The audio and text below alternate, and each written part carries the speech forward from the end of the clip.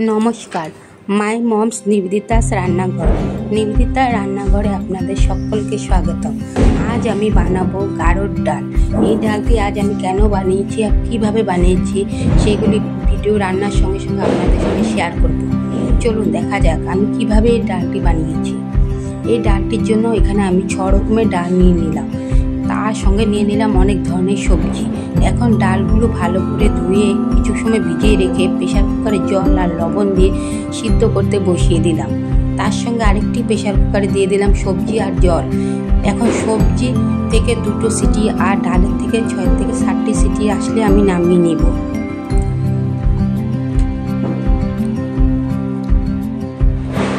আমার ডাল আর সবজিটা সেদ্ধ হয়ে গেছে। এখন ওগুলি নামিয়ে রেখে আমি একটি সসপ্যান বসিয়ে দিলাম। সসপ্যানে দিয়ে দিলাম অল্প সর্ষের তেল। সর্ষের তেল গরম হয়ে গেলে দিয়ে দেবো তাতে গোটা শুকনো মরিচ, দিয়ে দিলাম 2 তেজপাতা, দিয়ে দিলাম অল্প গোটা জিরে আর মেথি, তার সঙ্গে দিয়ে দিলাম অল্প হিং ফোড়ন।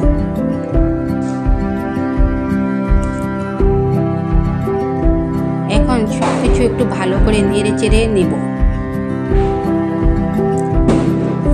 ফোড়নের থেকে যখন সুন্দর গন্ধ বেরোবে তখন দিয়ে দেবো আগে থেকে সিদ্ধ করে রাখা সেই সবজিগুলো।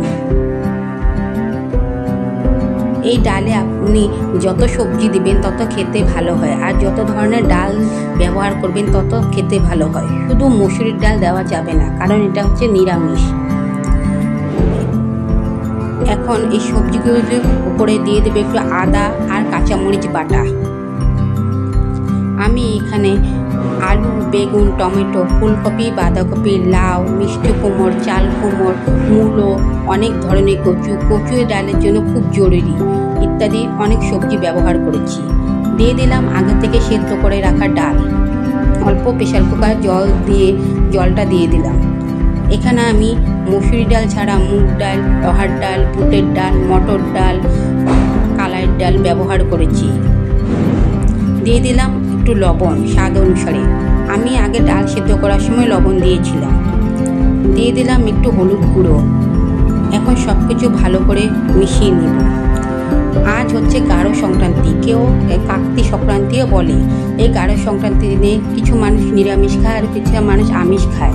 আমাদের বাড়িতে নিরামিষ চলে আর এই স্পেশালি ডালটি বানানো হয়। দিয়ে দিলাম অল্প স্বাদ অনুসারে লবণ আর দিয়ে দিলাম অল্প নারিকেল কোড়া। এই ডালে নারিকেল কোড়া খেতে খুব ভালো লাগে। আপনারা চাইলে পনিরও দিতে পারেন। আমার এই ডালটি প্রায় তৈরি হয়ে গেছে। এখন নামানোর আগে দিয়ে দিব 1 চামচ ঘি। আমার এই ডালটি তৈরি হয়ে গেছে। আপনাদের যদি আমার ভিডিওটি ভালো লাগে তাহলে লাইক, সাবস্ক্রাইব, কমেন্ট করে জানাবেন। Thanks for watching.